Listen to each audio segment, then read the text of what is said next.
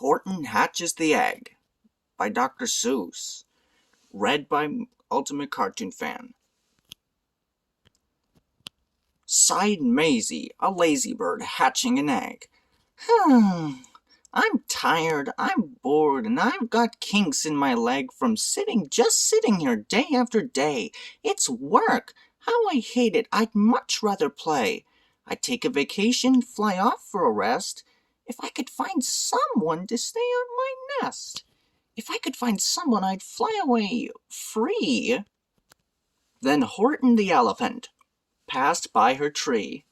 "Hello," called the lazy bird, smiling her best. "You've nothing to do, and I do need a rest. Would you like to sit on the egg in my nest?" The elephant laughed. "Why, of all silly things, I haven't feathers and I haven't wings. Me on your egg? Why, that doesn't make sense. Your egg is so small, ma'am, and I'm so immense." "Tut, tut," answered Maisy. "I know you're not small, but I'm sure you can do it. No trouble at all. Just sit on it softly. You're gentle and kind. Come, be a good fellow. I know you won't mind." "I can't," said the elephant. "Please," begged the bird. "I won't be gone long, sir. I give you my word. I'll hurry right back. Why, I'll never be missed." "Very well," said the elephant. "Since you insist, you want a vacation, go fly off and take it. I'll sit on your egg and I'll try not to break it. I'll stay and be faithful. I mean what I say." "Toodaloo!" sang out Maisy and fluttered away. "The first thing to do," murmured Horton. "Let's see. The first thing to do is prop up this tree and make it much stronger. That has to be done before I get on it. I must weigh a ton." Then carefully, tenderly, gently he crept up the trunk to the nest where the little egg slept. Then Horton the elephant smiled. "Now that's that." And he sat, and he sat, and he sat, and he sat. And he sat all that day, he kept the egg warm. And he sat all that night through a terrible storm. It poured, it lightened, it thundered and rumbled. "This isn't much fun," the poor elephant grumbled. "I wish he'd come back, 'cause I'm cold and I'm wet. I hope that Maisy bird doesn't forget." But Maisy by this time was far beyond reach, enjoying the sunshine way off in Palm Beach, and having such fun, such a wonderful rest, decided she'd never go back to her nest. So Horton kept sitting there day after day, and soon it was fall, the leaves blew away, and then came the winter, the snow and the sleet, and icicles hung from his trunk and his feet. But Horton kept sitting and said with a sneeze, "Achoo! I'll stay on this egg and I won't let it freeze. I meant what I said, and I said what I meant. An elephant's faithful 100%. So poor Horton sat there the whole winter through. And then came the springtime with troubles anew. His friends gathered round and shouted with glee, "Look, Horton the elephant's up in a tree!" They taunted, they teased him, they yelled, "How absurd! Old Horton the elephant thinks he's a bird!" They laughed and they laughed and they all ran away, and Horton was lonely. He wanted to play, but he sat on the egg and continued to say, "I meant what I said, and I said what I meant. An elephant's faithful 100%. No matter what happens, this egg must be tended." But poor Horton's troubles were far, far from ended. For while Horton sat there so faithful, so kind, 3 hunters came sneaking up softly behind.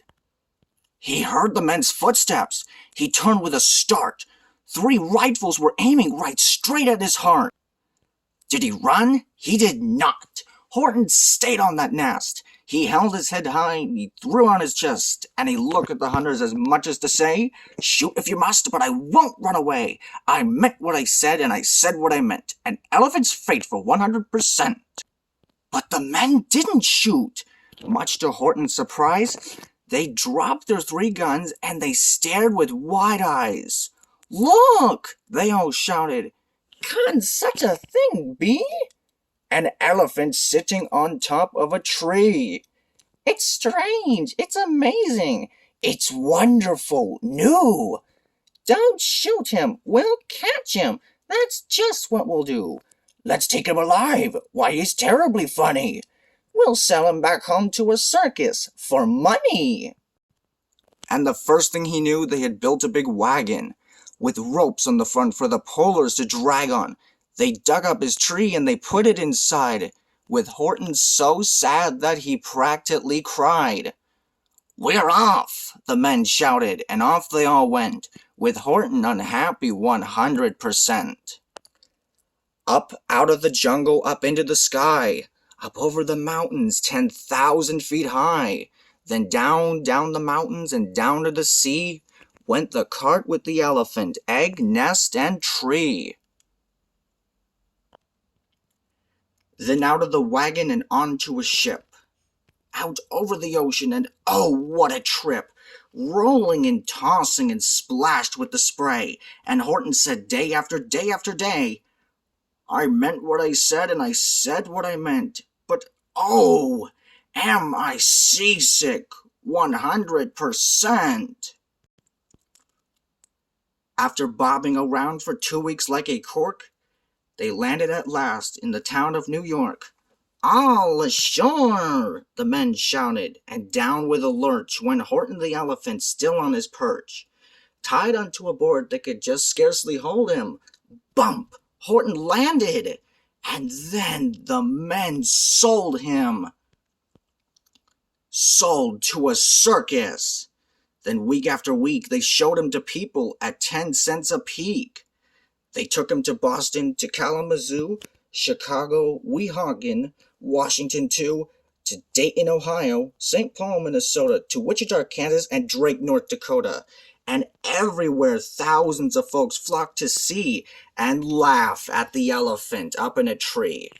Poor Horton grew sadder the farther he went, but he said as he sat in the hot, noisy tent, "I meant what I said, and I said what I meant. An elephant's faithful 100%. Then one day, the circus show happened to reach a town way down south, not so far from Palm Beach. And, dawdling along way up high in the sky, who of all people should chance to fly by but that old good-for-nothing bird Runaway Maisy, still on vacation and still just as lazy. And spying the flags in the tents just below, she sang out, "What fun! Why, I'll go to the show!" And she swooped from the clouds through an open tent door. "Oh, good gracious!" gasped Maisy. "I've seen you before!" Poor Horton looked up with his face white as chalk. He started to speak, but before he could talk, there rang out the noisiest, ear-splitting squeaks from the egg that he'd sat on for 51 weeks. A thumping, a bumping, a wild, alive scratching. "My egg!" shouted Horton. "My egg, why it's hatching!" "But it's mine!" screamed the bird when she heard the egg crack. The work was all done, now she wanted it back. "It's my egg!" she sputtered. "You stole it from me! Get off of my nest and get out of my tree!" Poor Horton backed down with a sad, heavy heart. But at that very instant, the egg burst apart, and out of the pieces of red and white shell, from the egg that he'd sat on so long and so well, Horton the Elephant saw something whiz. It had ears, a tail, and a trunk just like his. And the people came shouting, "What's this all about?" They looked and they stared with their eyes popping out. Then they cheered and they cheered and they cheered more and more. They'd never seen anything like it before. My goodness! My gracious! They shouted. My word! It's something brand new! It's an elephant bird! And it should be! It should be! It should be like that! Because Horton was faithful. He sat and he sat. He meant what he said and he said what he meant. And they sent him home. Happy. 100%. The end.